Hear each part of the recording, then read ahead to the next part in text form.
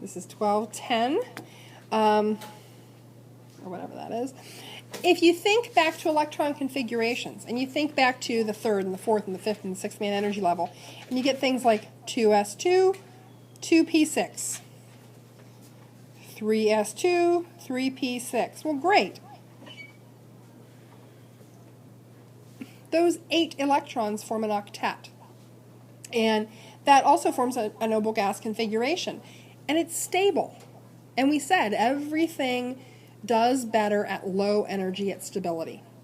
So this becomes the critical piece, and predicting what an atom has to do to get to that configuration, either to lose some electrons to drop down to the next lowest configuration, or to gain some electrons and pop up to looking like the next noble gas.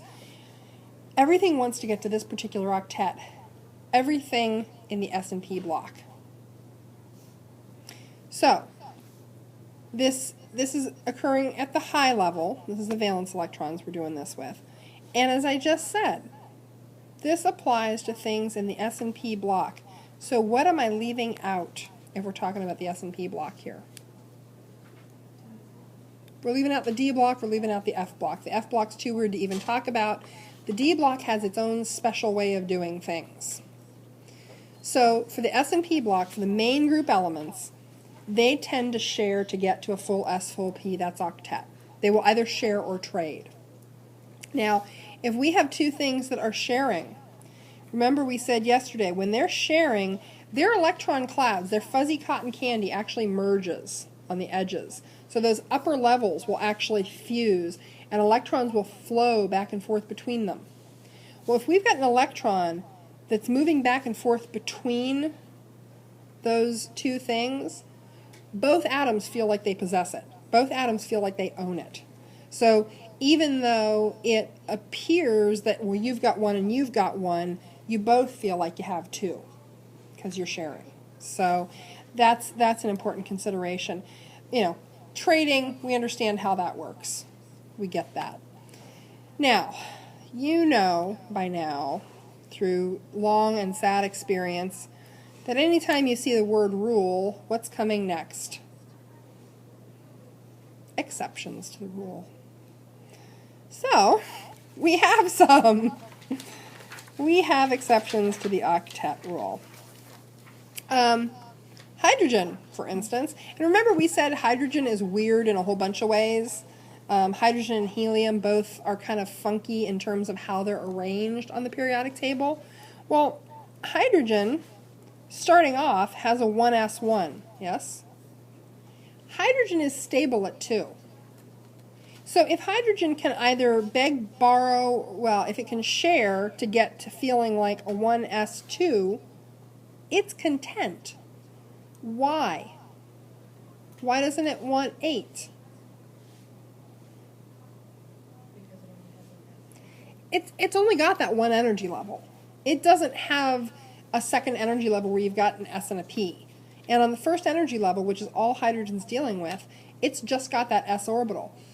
If it gets to 1s2, it feels like a noble gas. It is as stable as helium, which is a noble gas.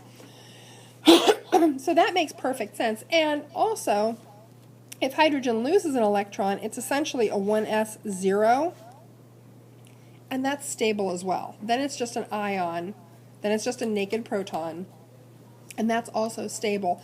It's just going to cozy up to something that is a negative ion. So hydrogen makes perfect sense in terms of why it's an exception. Troublingly, boron does not.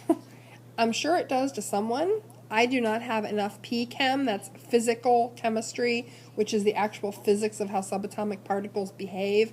I don't have enough chem to explain to you in any kind of manner why boron is such a weirdo and is happy with 6. All I can tell you is you just need to remember that boron, for some bizarre reason, will share to get to 6, and boron usually shares. We don't typically form boron ions. We don't form boride ions. Boron is typically covalently bonded, And when we start to do structures at the end of next week or when we come back from break, you will see that boron tends to be surrounded by enough things to make it feel like it's got 6 electrons. Basically, when you're looking at something and you're looking at boron and thinking, this doesn't meet the octet rule, that's when a little bell in the back of your head should go off and say, oh, wait a minute, boron usually doesn't. So that's all that's about. Now, here's the much weirder part.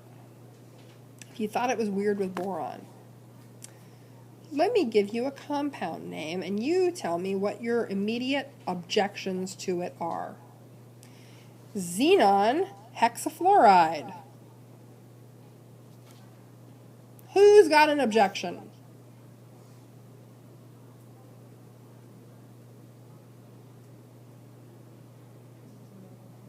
Because it's a noble gas? Anybody else have the same objection?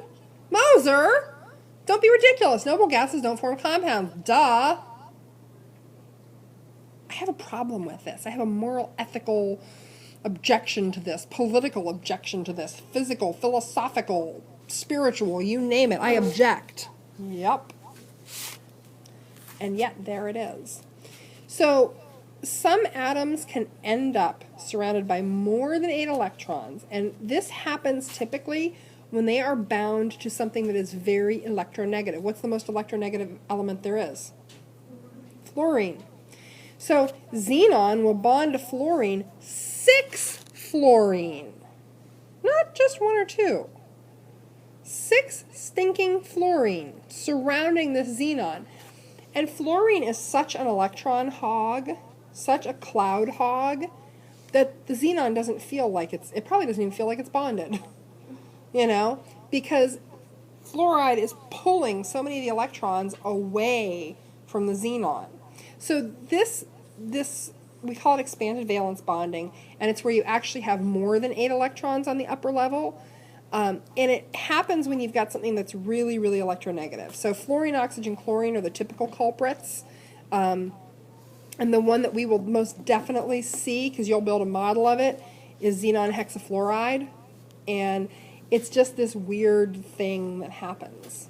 So there's, you know, when you get something and you're looking at structures, when you start to look at structures, you will suddenly go, that's got too many electrons. Well, then check to see if something there is super electronegative, and then we may say, oh yeah, that's an exception to the octet rule. Okay? So, I believe that is about where the other class got to. We will stop here.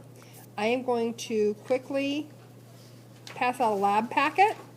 We will be doing a lab tomorrow, and we'll pick up notes on Friday.